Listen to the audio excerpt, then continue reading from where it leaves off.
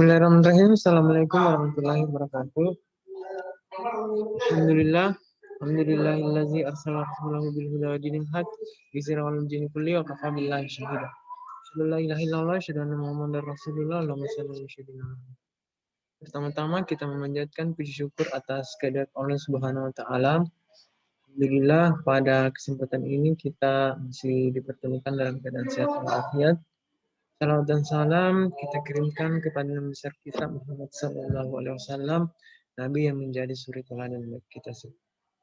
Teman-teman sekalian, di pertemuan ketiga ini kita akan belajar konsep negara dan state building dan model demokrasi di negara-negara Muslim. Ya. Nah, adapun outline materi kita yang pertama konsep negara dalam Islam, kemudian state building negara-negara Islam, kemudian model demokrasi di negara-negara Islam. Nah, konsep negara dalam Islam, ya. Yang pertama kita melihat dulu peta dunia, ya, di mana di dalam peta ini kita akan melihat negara-negara mana saja yang penduduknya mayoritas beragama Islam, ya. Kita mulai dari benua Afrika, ya. Di benua Afrika ini khususnya di Afrika Utara itu banyak negara yang mayoritas penduduknya beragama Islam, ya. Yang hijau, yang warna hijau ini berarti dia di atas 80%, ya. Sedangkan yang hijau muda ini 50 sampai 80%, ya. Di sini kita bisa melihat negara yang di sini ada Mesir, ada Maroko, Aljazair, ya. Kemudian di sini ada Sahara Barat, ya. Kemudian Somalia, ada Nigeria, dan sebagainya, ya. Kemudian di Timur Tengah, Arab Saudi yang paling luas ini. Kemudian ada Iran, Irak, ya, Afghanistan, di sini kemudian ada Dubai, Qatar, ya, Kuwait, Bahrain, dan sebagainya. Kemudian ada Afghanistan, ada Suriah, ada Palestina, kemudian ada Yordania, ya. Di atas ini ada Kazakhstan, pecahan dari Rusia, ya. Ada Azerbaijan, Turkmenistan, ya. Kemudian sedikit ini ada di sini juga ada Pakistan. Kalau yang ini adalah Bangladesh. Ya. Kemudian di Asia Tenggara ada Indonesia, Malaysia, Brunei Darussalam, ya. Nah, ini dia daftarnya, ya. Jadi ada sekitar 46 negara, ya. Nah, kita melihat konsep negara, ya. Sebenarnya negara itu adalah suatu organisasi yang terdapat dalam suatu wilayah yang memiliki kekuasaan tertinggi yang sah dan ditaati oleh rakyat, ya. Outline-nya di sini adalah ada wilayah, ada kekuasaan pemerintah, ya, yang sah, ada undang-undang yang ditaati oleh rakyatnya, ya. Jadi negara itu merupakan integrasi dari kekuasaan politik, ya. Di dalam negara lah, negara adalah wadahnya, ya. Negara adalah alat, ya, dari masyarakat yang mempunyai kekuasaan untuk mengatur hubungan-hubungan manusia yang ada di dalamnya, ya. Selain mengatur, dia juga menertibkan, ya, gejala-gejala kekuasaan dalam masyarakat, ya. Jadi di dalam negara itu manusia hidup dalam suasana kerjasama, ya. Tapi sekaligus juga ada suasana antagonis, ya, ada pertentangan di dalamnya. Negara adalah organisasi yang dalam suatu wilayah dapat memaksakan kekuasaannya secara sah terhadap semua golongan, ya, dan dapat menetapkan tujuan-tujuan dari kehidupan bersama itu, ya. Jadi itulah pengertian negara. Bagaimana pengertian negara menurut para ahli? Yang pertama, Roger Soltau, ya, mengatakan bahwa negara adalah agensi atau kewenangan authority yang mengatur atau mengendalikan persoalan-persoalan bersama atas nama masyarakat. Ya. Jadi ada kewenangan di dalamnya untuk memecahkan persoalan bersama yang terjadi di dalam masyarakat. Kemudian ada Harold G. Lesky yang mengatakan bahwa negara adalah suatu masyarakat yang diintegrasikan karena mempunyai wewenang yang bersifat memaksa, ya, yang secara sah lebih berkuasa daripada individu atau kelompok yang merupakan bagian dari masyarakat. Jadi wewenang yang yang diemban oleh pemerintah itu bersifat memaksa, ya, tentunya memaksa dalam hal yang positif, ya. Kemudian ada undang-undangnya secara sah untuk mereka berkuasa dalam menjalankan undang-undang tersebut. Max Weber mengatakan bahwa negara adalah suatu masyarakat yang mempunyai monopoli dalam penggunaan kekerasan fisik secara sah dalam suatu wilayah. Lebih keras lagi, ya. Robert M. McKeever, ya, mengatakan bahwa negara adalah asosiasi yang menyelenggarakan penertiban di dalam suatu masyarakat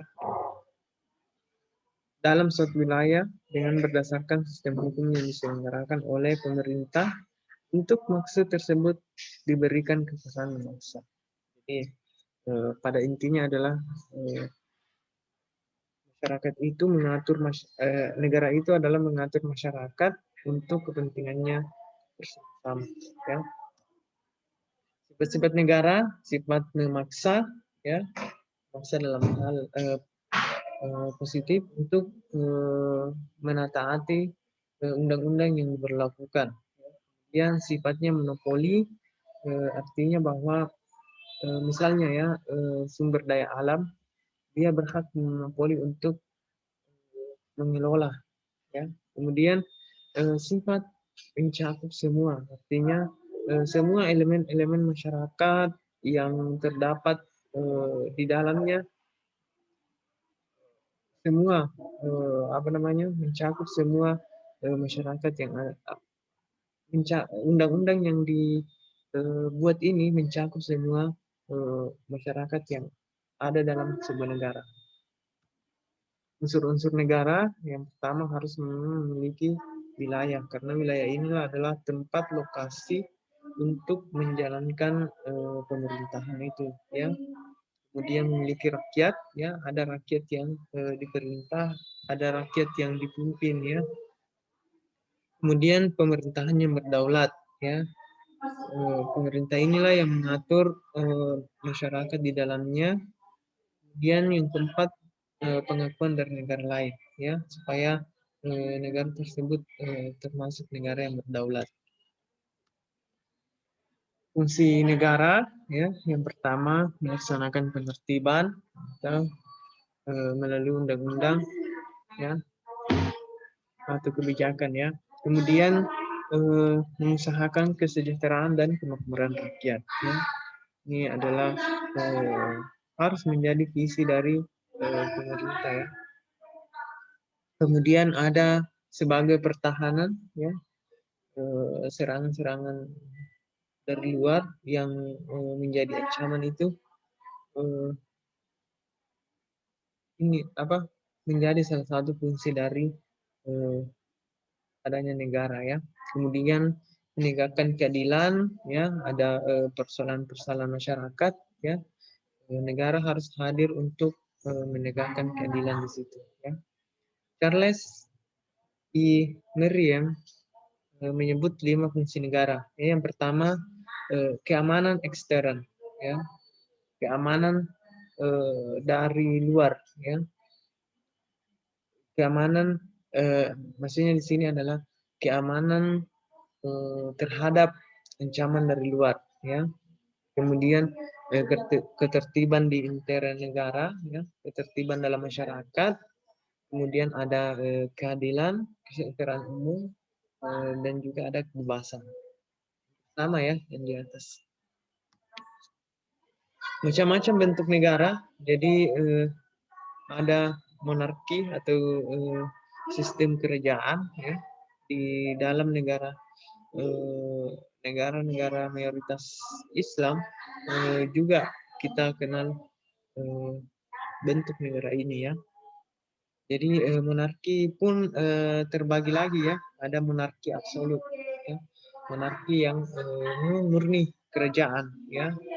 Kemudian ada semi konstitusional, monarki semi konstitusional, ada monarki konstitusional, ada alam persemakmuran atau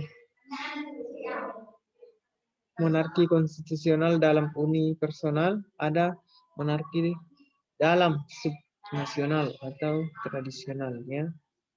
Ya, di sini bisa kita lihat, ya.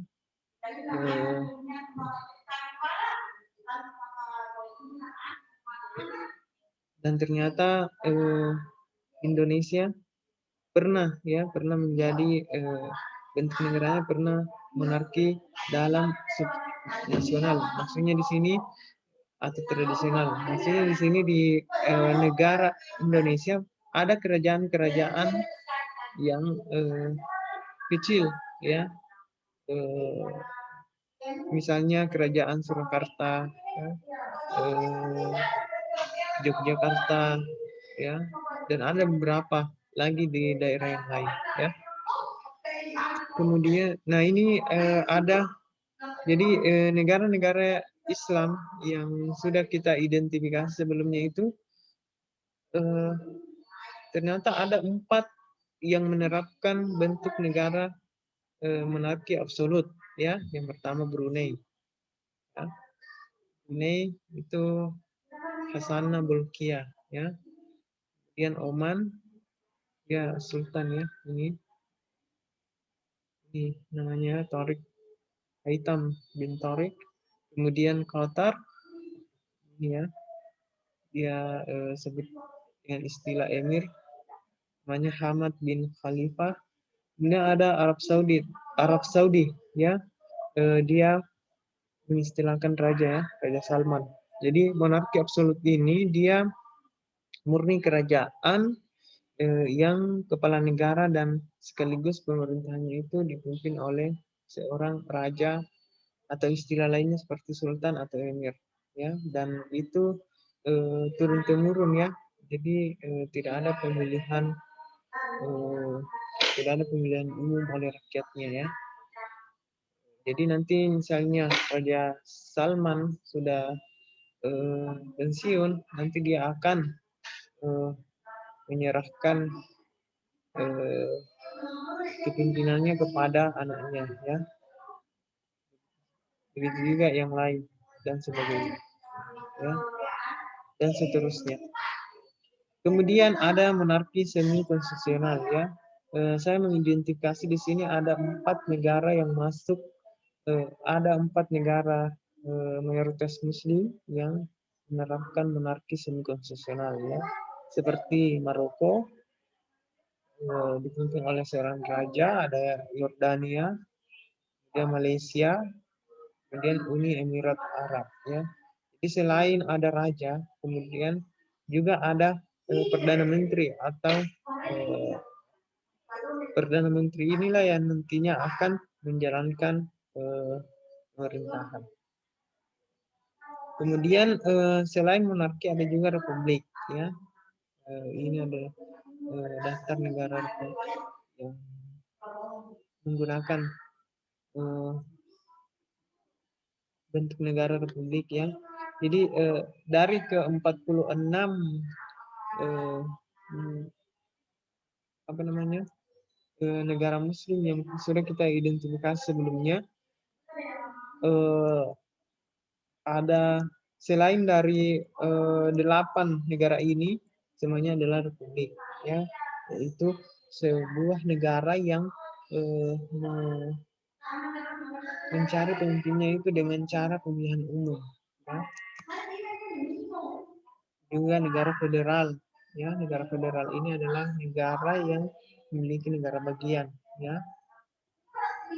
Ada beberapa di negara Muslim, ya, seperti Somalia, Eritrea, Djibouti, apa lagi ya di sini ya, sebagainya ya. Bangladesh juga masuk. Ada negara kecil di Timur Tengah, mungkin apa ya, Bahrain mungkin ya. Kemudian ini Turki ya kalau nggak salah. State building ya. Nah, ini adalah istilah dalam ilmu sosial dan humaniora. Ya. State building ini mengacu pada proses politik dan sejarah penciptaan, konsolidasi kelembagaan, stabilisasi dan pembangunan berkelanjutan negara dari awal kemunculannya hingga zaman modern. Ya, jadi state building itu ibaratnya apa ya? Kalau di Indonesia kan itu pembangunan negara. Ya, jadi negara kan tidak serta merta dia langsung menjadi negara yang maju atau superpower. Dia harus apa namanya? Dia harus membangun negaranya dari awal ya, awal kemunculannya, dari awal kemerdekaannya ya, hingga dia bisa memakmurkan masyarakatnya ya. Dari proses itulah yang dinamakan sebagai state building ya. Ternyata dalam proses state building itu atau pembangunan negara banyak faktor-faktor yang berkontribusi ya, seperti faktor geopolitik ya, bagaimana geopolitik yang terdapat di negara itu ya, bagaimana mengelola kekuasaan di negara itu ya, apakah demokratis atau malah otoriter ya. Kemudian faktor ekonomi ya, faktor sosial, budaya, etnis, agama, internal dan eksternal ya. Semua ini berpengaruh, sangat berpengaruh dan memiliki kontribusi yang nyata dalam pembangunan negara atau state building ya. Jadi kalau misalnya banyak kekacauan di dalamnya karena ada permasalahan etnis ya, ada kesalahan agama ya, ada kekacauan internal ya, maka tentu proses pembangunan negaranya itu juga akan lambat ya, akan, tapi kalau misalnya di dalam negara itu bahu membahu masyarakatnya, maka proses state building yang ada di negara itu pasti juga akan cepat ya, cepat terbangun sehingga bisa menjadi negara yang maju ya. Sejak akhir abad ke-20 state building ini telah berkembang menjadi bagian integral dan bahkan menjadi pendekatan khusus untuk pembangunan perdamaian dan oleh komunitas internasional ya. Ya, karena di state building ini salah satu yang menjadi faktor apa, bisanya sebuah negara maju stabil itu adalah faktor perdamaian. Karena tanpa perdamaian dalam sebuah negara, maka ekonomi, sosial, budaya, etnis, agama, internal dan eksternal akan mengalami kekacauan yang sangat luar biasa. Jadi yang pertama yang harus dilakukan itu adalah menstabilkan perdamaian dalam sebuah negara. Menurut ilmuwan politik Anders Persson, state building ini didasarkan pada 3 dimensi. Yang pertama dimensi keamanan, kemudian dimensi politik, kemudian dimensi ekonomi. Dari ketiganya, keamanan lah yang hampir selalu dianggap sebagai prioritas pertama ya. Karena tanpa keamanan, politik dan ekonomi tidak akan berjalan dengan baik.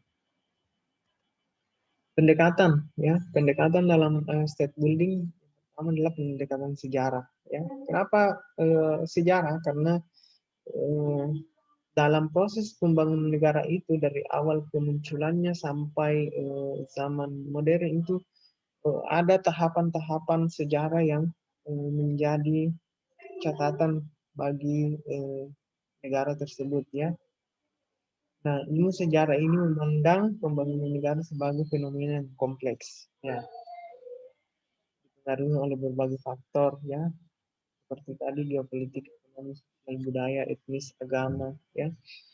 Dan menganalisis faktor-faktor tersebut dan hubungan timbal baliknya dari perspektif situasi sejarah tertentu merupakan karakteristik setiap proses pembangunan negara ya. Jadi ilmu sejarah ini sangat apa namanya, sangat berperan penting dalam state building ya. Jadi dalam membangun sebuah negara kita harus mempelajari dulu sejarah awal kemunculannya ya, bagaimana karakteristik penduduknya ya, bagaimana karakteristik wilayahnya, sehingga bisa menjadi pelajaran dalam, bisa menjadi apa ya, dasar untuk membangun negara tersebut. Kemudian pendekatan historis ini perhitungkan hubungan penyebab internal dan eksternal ya, analisis hubungan antara berbagai proses pembangunan selama periode sejarah yang sama.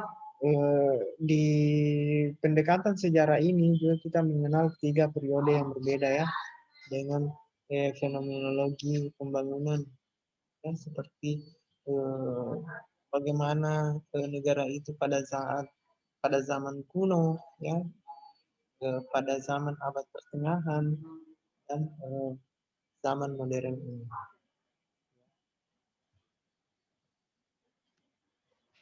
Pembangunan negara dilihat dari beberapa ahli teori sebagai aktivitas yang dilakukan oleh aktor eksternal ya, atau negara asing yang berusaha membangun kembali institusi negara yang lemah ya, pasca konflik atau negara yang gagal. Jadi pembangunan negara itu biasanya ada faktor eksternal ya, faktor asing ya, yang masuk mempengaruhi negara tersebut untuk bisa bangkit kembali ya, baik dalam arti positif atau ada agenda-agenda tertentu yang ingin memang dia ingin lancarkan di dalamnya ya. Seperti misalnya Timor Leste ya, pasca pisahnya dengan Indonesia ya, banyak aktor asing yang berusaha untuk memberikan bantuan ya, untuk membangun kembali negara tersebut ya. Di aktor asing ini ingin membantu, tentunya juga ada keinginan tertentu yang ingin didapatkan setelah membantu negara Timor Leste ya. Studi hubungan internasional memandang pembangunan negara sebagai aktivitas suatu negara dalam hubungannya dengan negara lain, ya biasanya mengikuti beberapa bentuk intervensi, ya seperti operasi penjagaan, perdamaian, PBB. Sekarang kita mendengar ya bahwa negara yang berkonflik ya itu ditempatkan penjaga perdamaian PBB dari beberapa anggota PBB ya untuk berusaha mengatasi konflik yang ada di negara tersebut. Pendekatan yang ketiga adalah pendekatan perkembangan ya.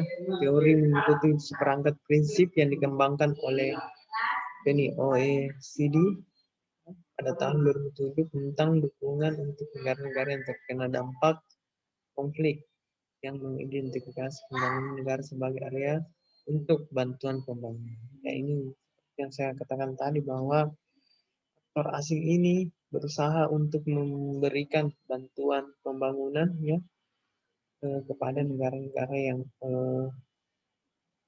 ingin bangkit ya bangkit apakah itu karena memang negara tersebut adalah negara yang masih lemah ya negara pasca konflik atau negara yang gagal ya atau negara bangkrut. Hasilnya melihat pekerjaan yang ditugaskan oleh negara-negara donor tentang definisi pengetahuan praktik dalam pembangunan negara ya.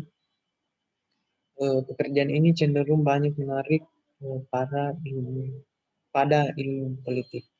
Ya. Ia telah menghasilkan definisi yang memandang pembangunan negara sebagai proses nasional yang didorong oleh hubungan negara masyarakat. Pandangan ini percaya bahwa negara tidak dapat melakukan pembangunan negara atas terbuilding di luar perbatasannya sendiri. Kita hanya dapat mempengaruhi, mendukung, atau menghalangi proses. Ya. Ilustrasi dari pendekatan ini termasuk yang ditugaskan oleh OECD dan studi penelitian yang dihasilkan oleh Overseas Development. Struktur negara ada dua ya. Pertama rezim otoriter dan yang kedua rezim demokratis.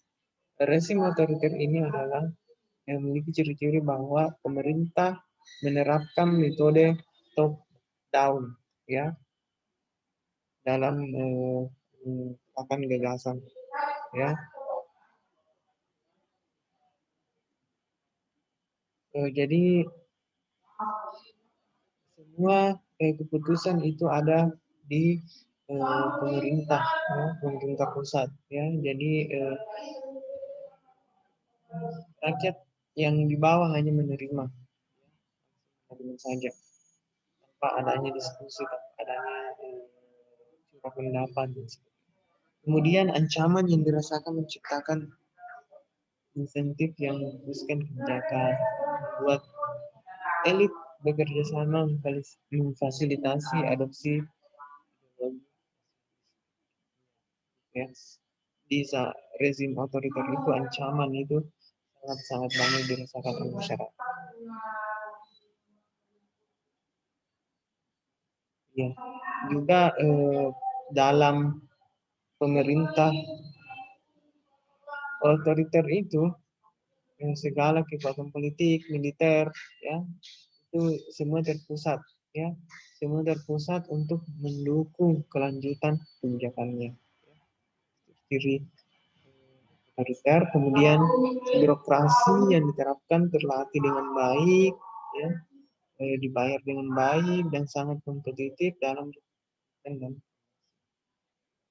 lainnya ini ternyata birokrasi yang diterapkan di rezim otoriter itu sangat terlatih dengan baik.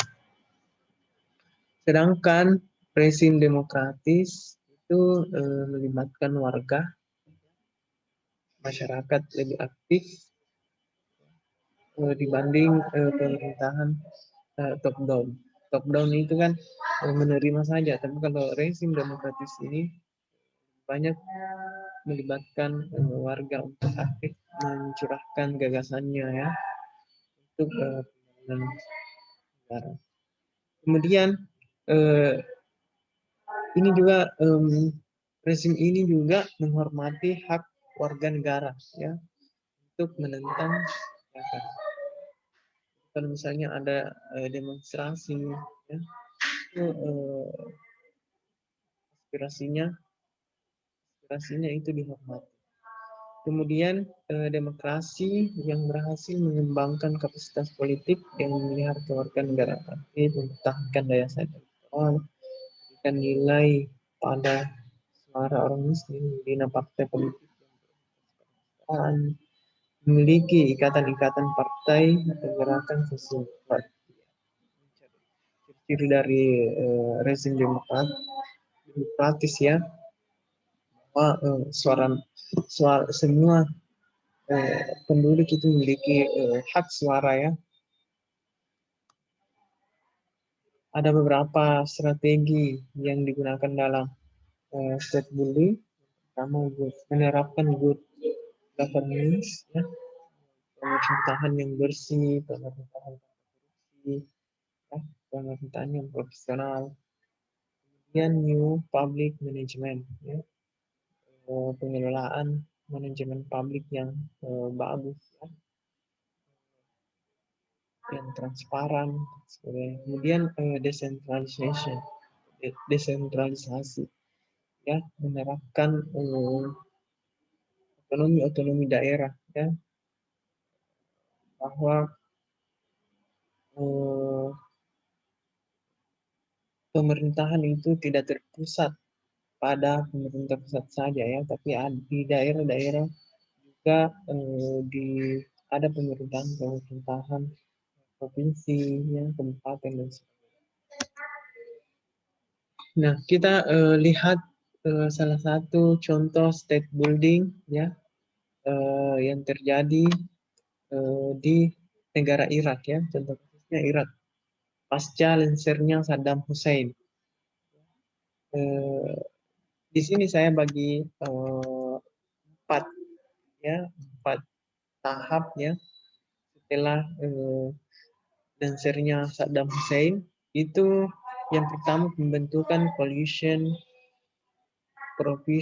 Professional Authority atau CPI, pemerintahan koalisi sementara Irak ini, atau yang dalam bahasa Arabnya mungkin ini ya singkatan PK. Oh, ini apa namanya? Ini kepanjangan Indonesianya PKSI, pemerintahan koalisi sementara Irak, atau kalau di Inggriskan ini CPA ya, CPA.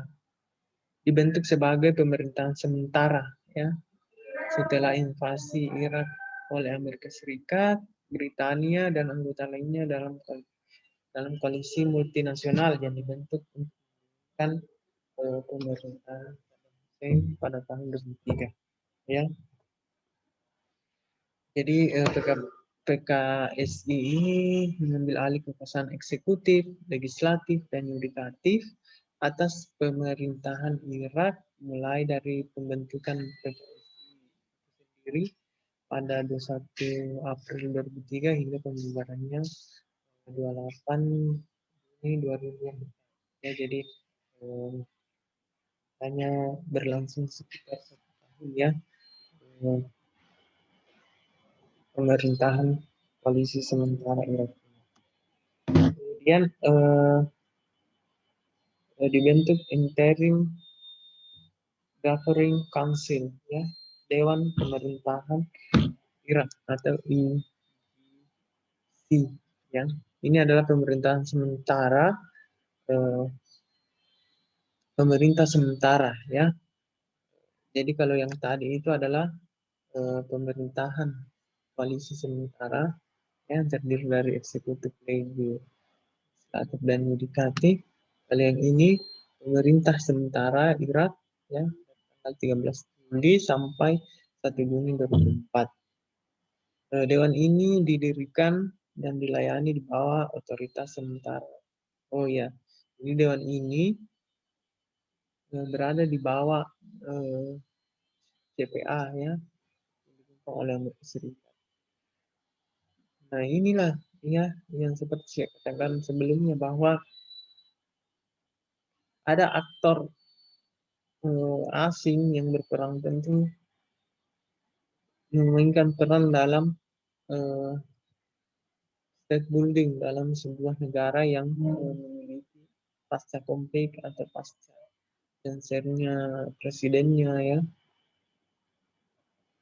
Itu kalau di Irak ini adalah Amerika Serikat. IGC kemudian ini terdiri dari berbagai pemimpin politik dan suku Irak ya, yang ditunjuk oleh CPA untuk memberikan nasihat dan kepemimpinan negara sampai penyerahan kedaulatan pada Juni 2004 oleh pemerintah sementara Irak yang digantikan pada Mei 2005 oleh pemerintah pemerintah transisi Irak yang mana kemudian diganti pada tahun berikutnya oleh pemerintah pertama ya. Jadi di sini masih masa-masa transisi ya sebelum akhirnya Irak mengadakan pemilu pertama pada setelah jatuhnya rezim Saddam Hussein. Struktur pemerintahan sementara ya. Pembentukan dewan sementara ini juga adalah langkah awal bagi pemerintahan baru di Irak ya. Jadi ada struktur pemerintahan pertama. Dewan memiliki kekuasaan untuk mengarahkan kebijakan dan menominasikan serta memecat menteri sebelumnya ya.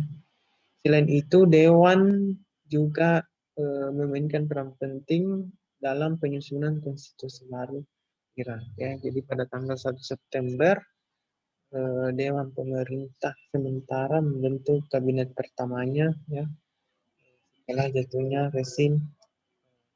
Kemudian tahap yang terakhir adalah pemilihan umum Irak ya yang dilakukan pada tanggal 30 Januari 2005 ya.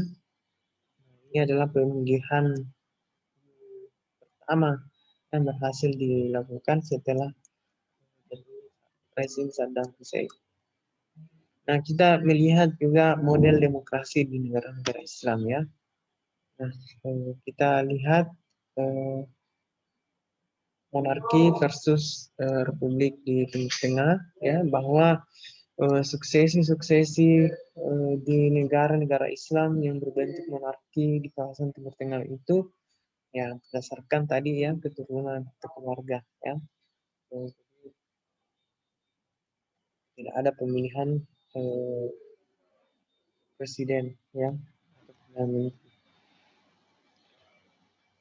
Bisa dari bapak ke anak ya, atau bapak ke saudara atau keponakan.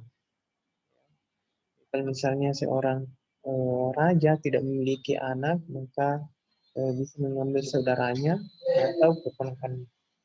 Kemudian selebihnya merupakan negara-negara republik dengan nama yang berbeda atau sinonim ya.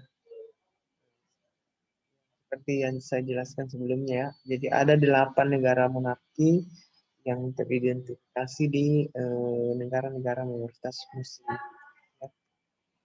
Kemudian sebaliknya, jadi tadi kalau alih kekuasaan di negara yang berbentuk monarki itu tidak ada masalah ya. Tapi kalau di republik ya, negara-negara yang berbentuk republik itu alih kekuasaannya itu malah justru kacau balau ya, suksesinya tidak berjalan normal ya, banyak terjadi penyimpangan, kerusuhan ya, berdarah-darah ya, sampai jatuh korban, bahkan memunculkan konflik yang berkepanjangan antar kelompok-kelompok masyarakat dalam negerinya masing-masing ya.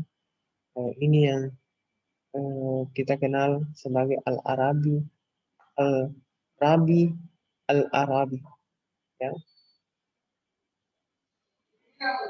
Al-Rabi Al-Arabi, makna musim semi Arab ini atau Arab Spring sebenarnya dimaksudkan sebagai musim yang penuh harapan, ya, karena mereka akan memilih pemimpin, ya. Bayangkan ya teman-teman, negara-negara seperti Tunisia, Mesir, lagi bentuk republik, Libya, ya,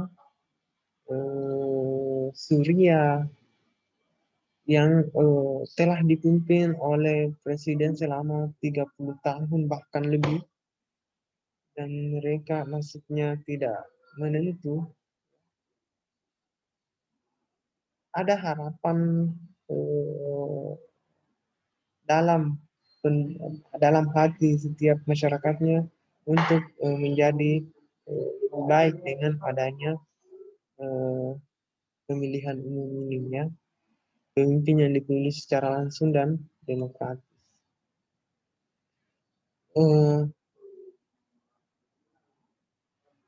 Harapan itu ternyata eh, tidak sesuai dengan fakta di lapangan, ya. Musim semi Arab atau Al-Rabi Al-Arabi ini ternyata berubah menjadi musibah bagi rakyat Arab, ya. Hampir seluruh negara-negara Arab di tanda Al-Rabi Al-Arabi, ya, ternyata itu berada di ambang kehancuran, ya. Bisa kita lihat Mesir, ya. Mesir eh, yang sudah terpilih, sudah tumbang Husni Mubarak, naik Muhammad Mursi. Ternyata Muhammad Mursi eh, tidak bisa eh, menjaga, tidak bisa menstabilkan pemerintahannya. Akhirnya dia dipenjara dan meninggal di penjara, kemudian digantikan oleh rezim As-Sisi, ya, dikudeta oleh As-Sisi,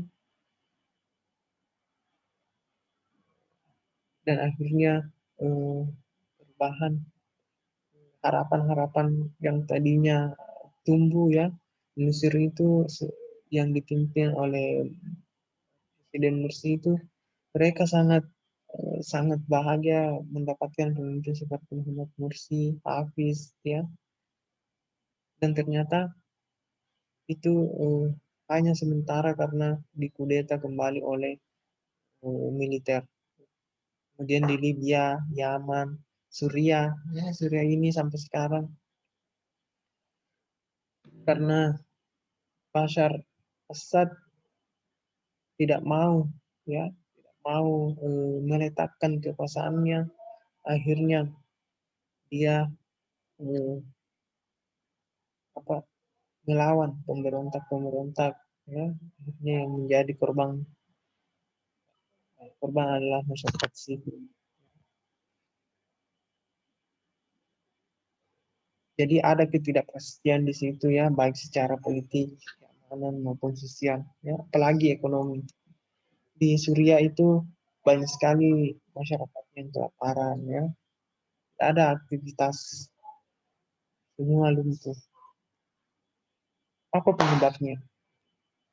Para pengamat, peneliti, ahli strategi mengenai Timur Tengah ternyata juga berbeda pandangan mengenai penyebab kehancuran negara-negara republik atau yang bukan monarki, ya.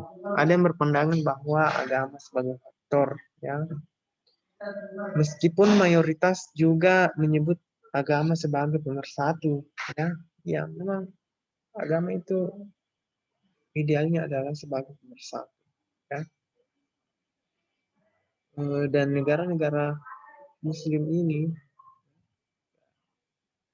mayoritas agama yang dipegang adalah Islam, ya. Bayangkan 80, ya, hingga 99% perbedaan paham, ya. Namun, ya, walaupun agamanya apa namanya homogen, ya, namun mereka berbeda paham, ya, berbeda ideologi. Ada Sunni, ada Syiah, ya, berbeda aliran. Terutama menyangkut tentang kekuasaan, ya, sehingga menyebabkan perpecahan di antara masyarakatnya, bahkan sampai konflik yang berdarah. Apalagi ketika ada kelompok yang ingin memaksakan kehendak, ya, ada kelompok yang ingin membentuk negara berdasarkan agama, ya, namun ditentang oleh kelompok yang lain. Jadi disinilah muncul kelompok-kelompok radikal, ya, yang kemudian berkembang menjadi teroris, ya, yang menyerang semua pihak-pihak yang dianggap, ya, seperti Al-Qaeda, ISIS, dan sebagainya. Kelompok-kelompok radikal ini kemudian menyebar ke seluruh negara Arab, ya, dan mengancam rezim penguasa di seluruh negara, ya.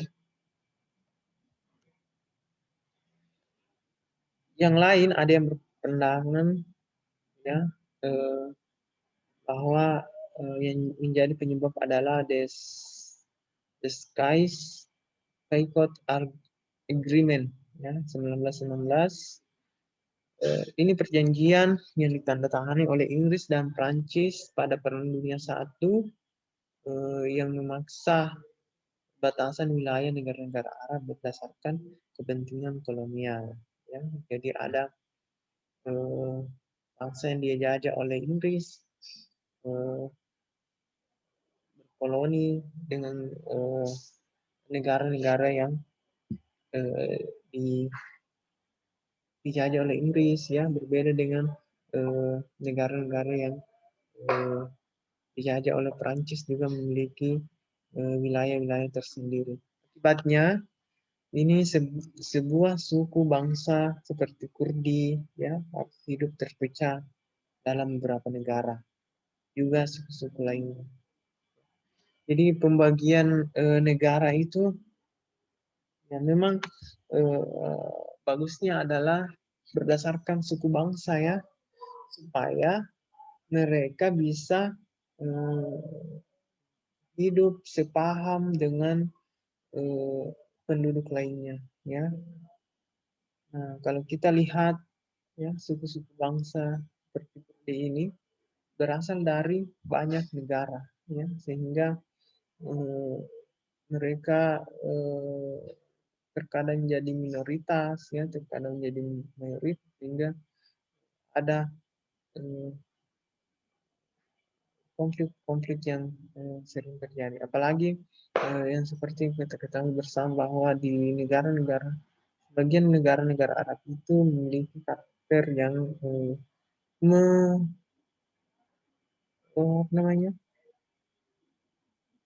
menganggap bahwa sukunya lah yang paling bagus, ya, yang paling baik, yang paling unggul, dan sebagainya.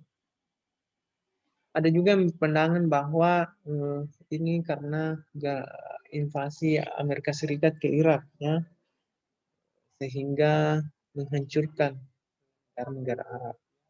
Seperti kita ketahui bersama bahwa Amerika Serikat ini pasca tragedi 11 September, ya, dia kemudian menyerang negara Irak untuk mencari pelaku tragedi tersebut, dan memang sampai sekarang belum terbukti, ya. Meskipun invasi itu telah berhasil, ya, menghancurkan rezim Saddam Hussein, namun pengaruhnya ternyata meluas, menyebabkan gonjang-ganjing dunia perpolitikan dan keamanan di kawasan, termasuk dalam negeri di sejumlah negara di Arab. Namun mereka sepakat satu hal, yaitu pemimpin negara republik atau yang bukan kerajaan yang dilanda oleh revolusi rakyat yang disebut Al-Rabi itu berkuasa secara diktator dan otoriter. Ya, memang ya, pemimpin-pemimpin negara-negara seperti Mesir, ya, Tunisia, ya, Libya,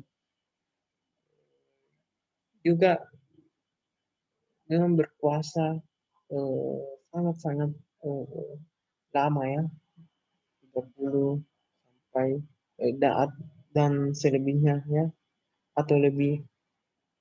Dan mereka berkuasa secara diktator dan otoriter. Mereka memerintah rakyatnya dengan gaya dan sistem militer, ya, semua posisi di para pemimpinnya dijebloskan ke penjara atau dibunuh. Inilah menurut mereka yang menjadi penyebab utama dari kehancuran negara sekarang. Akibatnya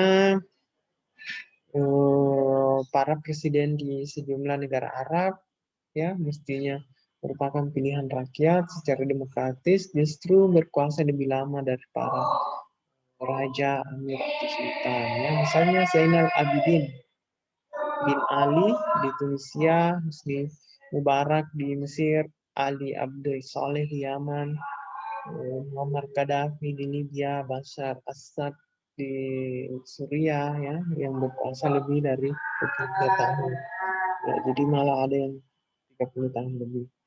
Dan yang lebih menyedihkan, demi melanggengkan kekuasaannya, bahkan penguasa seperti dia di Suriah itu, Bashar Assad, telah mengundang campur tangan asing untuk menyerang dan mengusir rakyatnya sendiri. Ya. Seperti dia sangat loyal dengan Rusia, ya, Rusia dengan Iran. Dia memasak senjata dari negara itu untuk mengusir rakyatnya sendiri. Inilah sebenarnya yang sedang berlangsung di Aleppo, Syria.